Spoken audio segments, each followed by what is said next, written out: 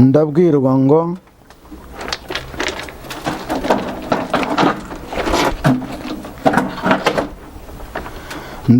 ngo abatuye ibiyaga bigari. Yego. Amena. Amena. Abatuye ibiyaga bigari.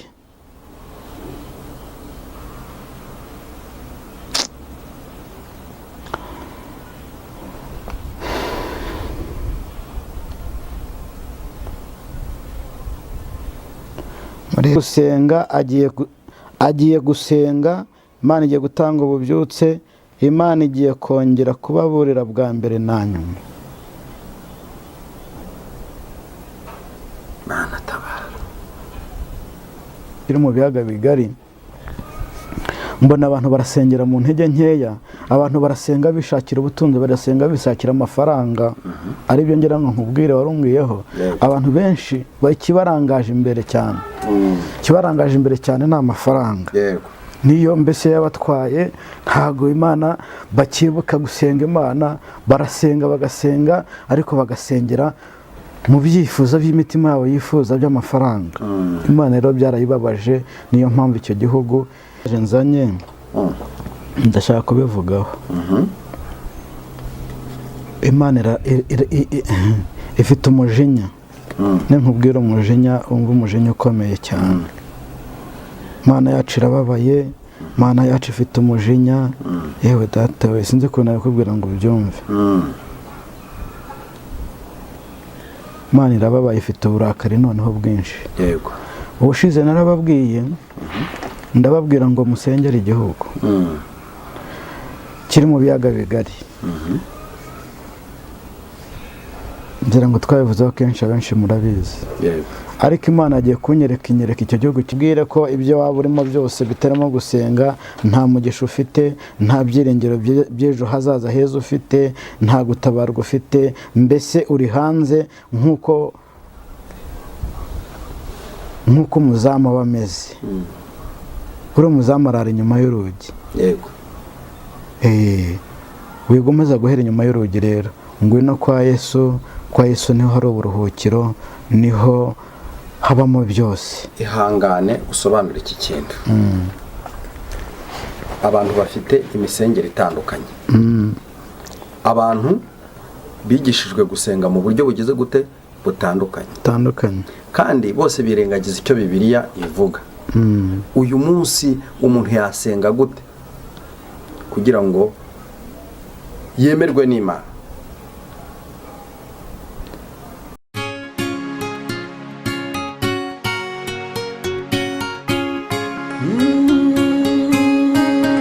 Emana we, Yesu we, ingoma yawe ni amamare.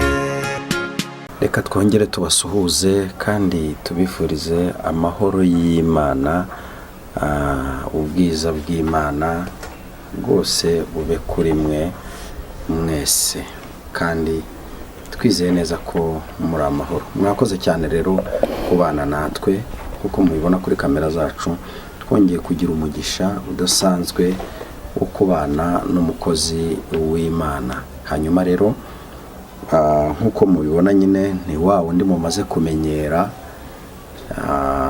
ni Mugabe, umuhanuzi w'Imana Mugabe Eric. Uraho neza? Muraho. Yesu nashimwe. Yesu nahimbaza. Amakuru y'iminsi mukozi w'Imana? Turaho, nubwo bitoroshye ariko turaho. Hari haciyeho iminsi tutabonana, ariko njya nkunda kubwira abantu ngo Imana ishimwe ko twongeye guhura tutishwe n'ibyaha. Mbere yuko tuganira, reka ngusabe kugira ngo ubanze udushyire imbere y'Imana. Kadusenge mu izina rya Yesu. Imana nziza, Imana ishoboye ibintu byose, turagushimye, turaguhimbaje muri iki gitondo cy'umugisha. Tugushimiye kugira neza bugacya bukira, izina ryawe nirihabwe icyubahiro. Mwami mwiza rero, twongeye kukwirageza muri izi mesaje zose tugiye gutambutsa. Tugire neza, tukugeraho umugisha, kandi nakwinginze ngo urinde abari hirya no hino bose, ubagire neza bakugeraho umugisha, uri Imana yo kwizerwa, uri Imana yo kwiringirwa. Niyo mpamvu twaguhanze amaso, niyo mpamvu twagukurikiye, kuko wowe ntujya uhemuka. Urakoze rero ko byumvishe mu izina ryawe ryera, amen. urakoze cyane ku isengesho ryiza uduhawe. Sengera twese igihugu, kuko nzi ko Imana ikunda kuguhereza mesaje, ikaguhereza mesaje ziri hejuru cyane. Abahanuzi benshi bajya bagira ikosa njya nkunda kubabwira byo gukunda gusenga ariko ntibite ku gusengera igihugu cyababyaye. Sibyo? Nimvuga gutyo ndabizi bamwe ntibari bunyumve neza, ariko buriya no mu ndirimbo yubahiriza igihugu havuga ngo ngobyi iduhetse. Sibyo? Ni ukuvuga ngo niba ari ingobyi iduhetse iramutse icitse twatakara. Sinze nifuje kukubaza nimba waributse gusengera igihugu cyacu, kuko tuzi ko ingabo zikora ibyazo, polisi igakora ibyazo, ariko n'Imana nayo hari urwayo ruhari ibifite kugira ngo twebwe tube turiho. Nayo ifite uruhare rurerure. Ndasenga rero cyane, nshobora kubikubwira cyangwa se ukavuga uti wenda Mugabe ibyambwiye koko burarabisengera. Ni ibintu nsengera cyane, ndabisengera igihugu, ndagisengera, ndetse si n'iki cyacu cyonyine, kuko ntekereza ko njye nahamagariye gusengera ahantu hose, gusengera abantu bose bari mu bihugu byo hanze, kuko naho hari Abanyarwanda kandi badukurikira. Si n'Abanyarwanda gusa, umuntu wese waremwe njye ntegetswa kumusengera. Igihugu rero ndagisengera, nshobora kubivuga ntubyakire vuba, ariko abantu benshi bazanandika muri komanteri bakakubwira uburyo ntisengera, kuko iyo nteruye nzamura nsenga niyo ndi mu masengesho n'igihugu nkishyiramo. Igihugu nkishyiramo. Nibyo rwose, mujye musengera igihugu cyacu. Hari ikindi kintu kindi nshaka kukubaza. Birumvikana usengera igihugu, ariko uyu munsi turabona amadini asa naho ari kugenda atakaza umwimerere cyane. Ntaryo ndi butunga urutoki, ariko turabona ko mu by'ukuri ibintu by'umwuka biri kugenda bitakara. Harya mujya mwibuka guheka umurimo w'Imana? Umurimo w'Imana ngenda uheka cyane, ariko cyangwa uheka ADPR gusa ko akari usengera? Oya, ntabwo mpeka ADPR gusa. Ariko nanayiheka kuko ndayikunda. Oya, nayo ugomba kuyiheka. Niryo torero ryandeze, ye n'ayandi ndayaheka, ariko buriya hari ibintu tugomba kurebaho cyane. Nanone tugomba tukavuga tuti se nibwo tuzasengera umuntu udashaka gusenga? Hari igihe umuntu yaba adashaka gusenga ari intege nke yatewe na Satani, kuko Satani we icyo ashinzwe ni ukudukamuramo ibihe byiza. Oya, icyo nshaka kuvuga ni iki, ndagira ngo nyumve neza. Hari uko udashaka gusenga Imana kubera intege nkeya zawe, birashoboka. Ariko noneho hari no gukora ibintu uzi. Buriya gukora ibintu uzi ukavuga uti njyewe ngiye kwimika Satani mu mutima wanjye, nzavuga Imana itandimo, nzavuga Imana itari mu mutima wanjye, ubwo se nagusengerana? Niba uri pasiteri, uri umushumba runaka, ugahagarara imbere y'iteraniro ukabwiriza Imana itakurimo, ukavuga ibiterekeranye n'iby'umwuka w'Imana, ubwo se urambwira ngo nzasengera itorero ryawe? Njye nzasengera abaririmo, kuko benshi baba batanabizi. Buri itorero ntekereza ni nk'icyapa nyine, mbese aho ushobora kubwira umuntu uti muzaze musenge, kuko nkunda kubwira abantu ntabwo ubu ngubu ntabwo wajya, nta muntu urashinga itorero avuge ngo ngiye nkorera Satani abantu bose bamenye ko akorera Satani. Ntawe, nta n'uwo nigeze numva. N'uwigeze kubigerageza bamwimye ikibanza. Bose baza bitirira izina ry'Imana. Niyo mpamvu rero bitira izina ry'Imana ariko bakayivuga Imana batayifite mu mitima yabo. uwo rero ntabwo namusengera kuko yikururiye akaga, ntabwo umuntu wikururiye akaga wamusengera. Bose gusengera umuntu uri abantu baraza kwihangana. Yenda nkubaza nk'utubazo tungahe. Wavuze ko ufite amayerekwa arenga 5 kandi manini akomeye uri buze gutambutsa abadukurikiye, rero ntimukuyeho urushinge. None uravuze ngo hari igihe abapasiteri, hari igihe pasiteri abaho ariko agakora icyaha bize kandi abishaka, ariko nanone ukanambwira ko ujya ugerageza gusengera intama z'Imana. Yewe rero hari ibintu bimaze iminsi biba ahantu hirya no hino, nkareba nkibaza ibyo ari byo bikanshaka. Ko mbona bahera mu gitondo bakabanta amafaranga bakageza nimugoroba, ariko ubundi biriya bintu Imana irabyemera? N'ubundi muri message nzanye ndashaka kubivugaho. Imana ifite umujinya. Nkubwira umujinya, umva umujinya ukomeye cyane. Imana yacu irababaye, Imana yacu ifite umujinya. Yewe data we, sinzi ko nabikubwira ngo ubyumve. Imana irababaye, ifite uburakari noneho bwinshi. Yego. Ubushize narababwiye, ndababwira ngo musengere igihugu kiri mu biyaga bigari. Ngira ngo twabivuzeho kenshi, abenshi murabizi. Ariko Imana agiye kunyereka icyo gihugu kiri mu biyaga bigari. Mbona abantu barasengera mu ntege nkeya, abantu barasenga bishakira ubutunzi, barasenga bishakira amafaranga. Ari byo ngira ngo nkubwire warumwiyeho. Abantu benshi bakibarangaje imbere cyane. Kibarangaje imbere cyane nta mafaranga. Niyo mbese yabatwaye, ntago Imana bakibuka gusenga Imana, barasenga bagasenga ariko bagasengera mu byifuzo by'imitima yabo yifuza by'amafaranga. Imana rero byarayibabaje. Niyo mpamvu icyo gihugu nimudasenga nawe nudasenga n'abandi nibadasenga ngo dusengere kiriya gihugu. Nagiye kubona abo bantu numva nimba ari mu biyaga bigari, natwe nk'abanyarwanda turimo, Uganda irimo, Tanzania irimo, Uburundi burimo, Kenya irimo, Kongo irimo, ndumva ari hafi aho ngaho. Hanyuma niki umuntu yakora?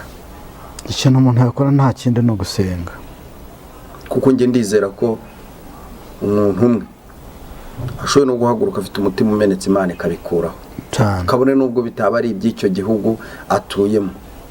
Ariko ubwo urumva nimba message zari y'ibiyaga bigari, Imana yatabara umuturage wese waserukira abandi. Imana yagira iki ikora? Yagira iki ikora, ariko icyo turiho tuvuga, rega nshaka kuvuga, nkunda kubwira n'abantu badasobanukirwa n'iki ni kimwe. Nuko Imana ibabazwa n'abapasiteri kandi bayoboye abantu benshi. Amadini ayoboye abantu benshi, akababwira Imana itabari ku mutima. Nicyo gituma icyo gihugu kigomba guhura n'akaga. Reka dukomeze dusenge,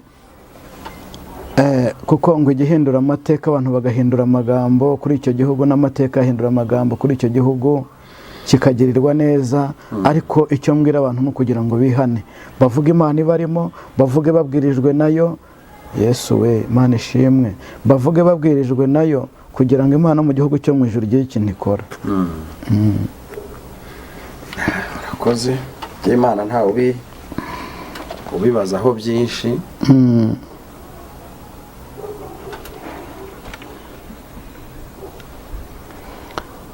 Ikindi rero, ikindi cya kabiri, ndabwirwa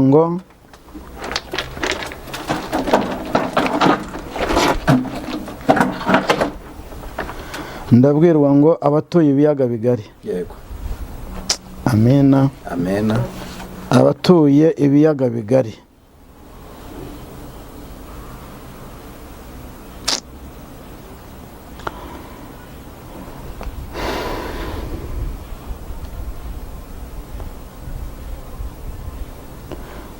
murabibonye ibyo bintu mvuze. murabibonye kandi mugiye kubibona. Nimudasenga mugiye kubibona.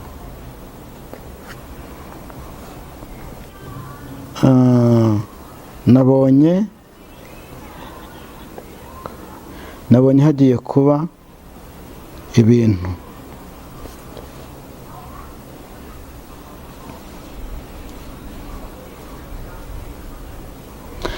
hari ibintu bigiye gutuma abantu bose basenga.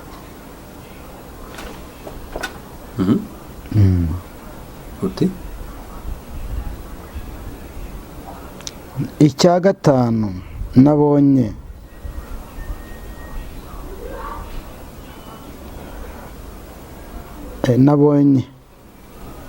tubyumve neza, ndasoma nitonze kugira ngo mubyumve kuko ni byinshi mba nagiye nandika. Nabonye hagiye kuba igituma abantu bose basenga. N'utaze gusenga agiye gusenga. N'utabizi agiye gusenga.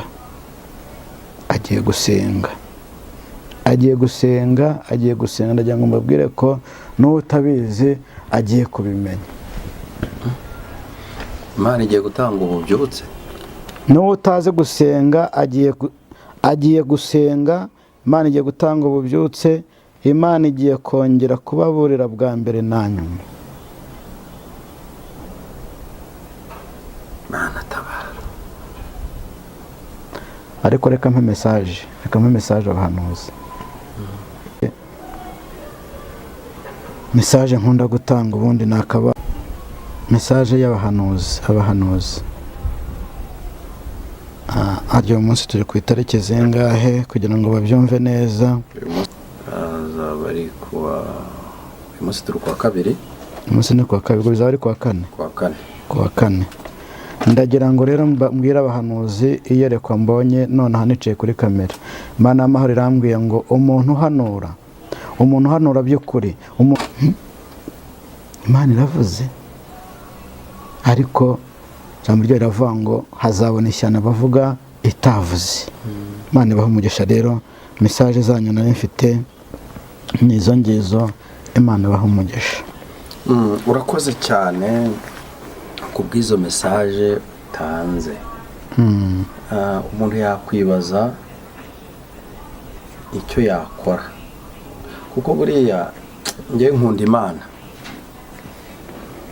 iravuga bikaba, yategeka bigakomera. Kandi ni Imana yisubira ikagira igahagarika ibyago, igahagarika ingorane. Nta kinanira Imana ariko mu gihe cyashyizweho no mu gihe cyategetswe. Ubuse nta kintu Imana yagukoreye kandi ubona byari byarangiye? Nta gihari. Mfite ikimenyetso kirenga kimwe rero cyuko azangirira neza, cyuko yangiriye neza. Niyo mpamvu rero ibyo byose ngomba no kwizera ko bigomba kugera gute gukurwaho.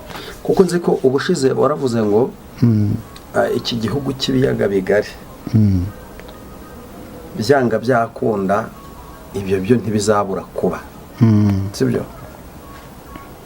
None uyu munsi urabwira abantu ati nyaboneka ni musenge, no kugira ngo Imana ibahe umutima wo kuzakomerera muri byo, cyangwa Imana yatanze amahirwe yo kuba byakorwa? Amahirwe Imana iriho itanga, arega buriya Imana yacu ni y'urukundo. Imana yacu rero impamvu ari y'urukundo, ishobora kureba ikareba ikavuga ko Pascal arashaka gukizwa, ariko ugashaka gukizwa nta mwanya arabona. Sibyo? Imana ikambwira ati genda ubwire bari abashaka agakiza kanjye kugira ngo baze bansange banyegere, ibyo nibinaba nzabatabare. Urumva? Yego. Ariko ntabwo ari uko uwazanye uwateje ako kaga kwe katazabura kumugeraho.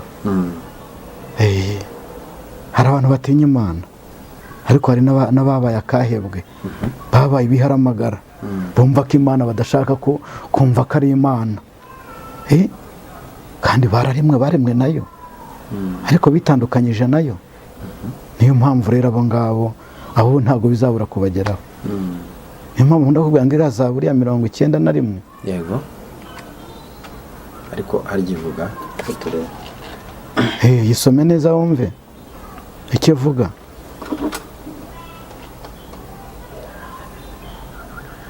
N'indi jambo rivuga muri Bibiliya rivuga ngo ibisitaza ntibizabura kuza ariko bizana zabona ishyano. Ubizana niho uzabona ishyano. Ubizana niho uzabona ishyano. Sinzi niba wayibonye iyo Zaburi 91 cyangwa se wabadukurikiye baza kuza no kuyisoma. Bayisome nayo kuyisoma. Ngo ibyo byose bizaba ari kuzabirebesha amaso masa, ntibizakugeraho. Kubera iki? Kubera ko wasenze, kubera ko wizeye. Niyo mpamvu uzabirebesha amaso, uzabirebesha amaso yawe masa, ngo ariko ntabwo bizakugeraho, ngo urebe ibihembo by'abanyabyaha. Imana itugirire neza. Imana ihabwe icyubahiro. Reka ngusabe kugira ngo utange, ugire icyo urenzaho kuri message utambukije. Hane guha umugisha. Message ntambukije rero cyane cyane nuko nkunda gutanga message ntishimye, kuko message zanjye nta kiza kiba kirimo, ariko ikiza kirimo cyane no kubwira abantu ngo dusenge. Naho kirimo nicyo kubwira abantu ngo dusenge, ariko ibyo kubabwira ngo ibyiza ntago ariko bihora biza muri gi. Nkunda kubona ibikomeye ngo ari byo mbabwira.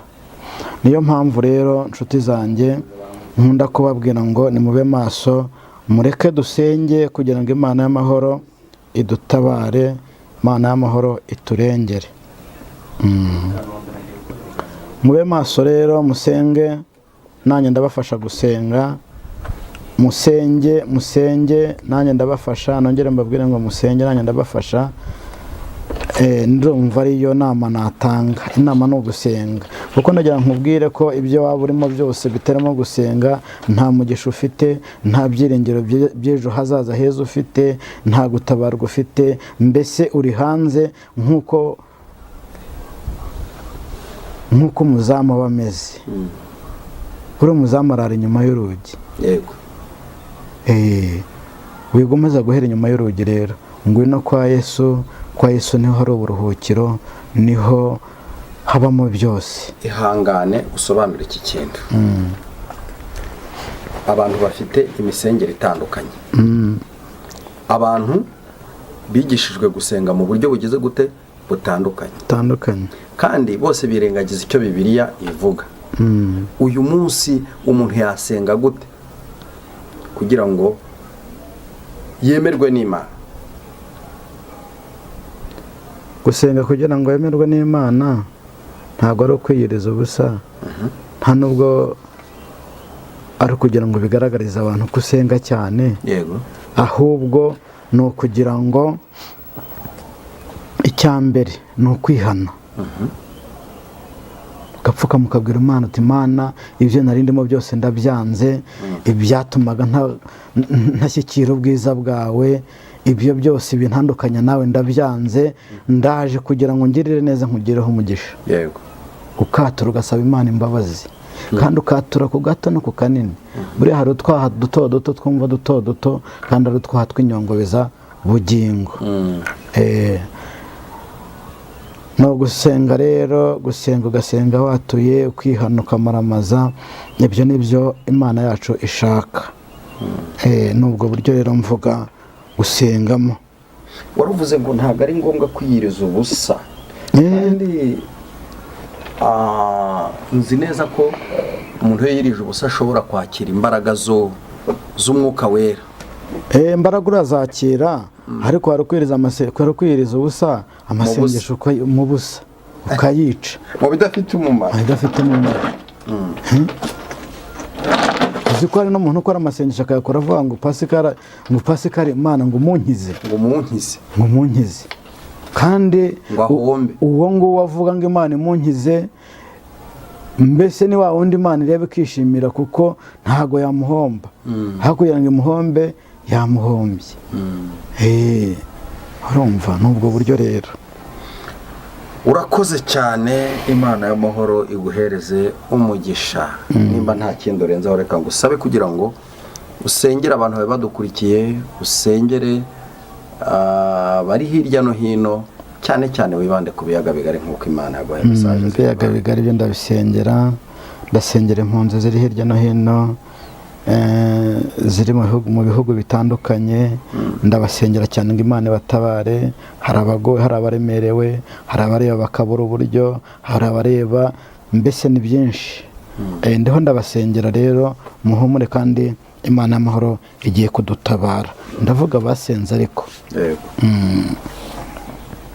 reka dusenge rero mu izina rya Yesu kugira ngo Imana y'amahoro itugirire neza. Mana nziza, Imana y'urukundo, Imana ishoboye ibintu byose, turasenze muri aka kanya twari tutambukije ijambo ryawe duhaye mu izina rya Yesu Kristo kugira ngo rigere kuri buri wese abashe gusobanukirwa ikibi n'icyiza, asenge Mwami abe hafi yawe cyane.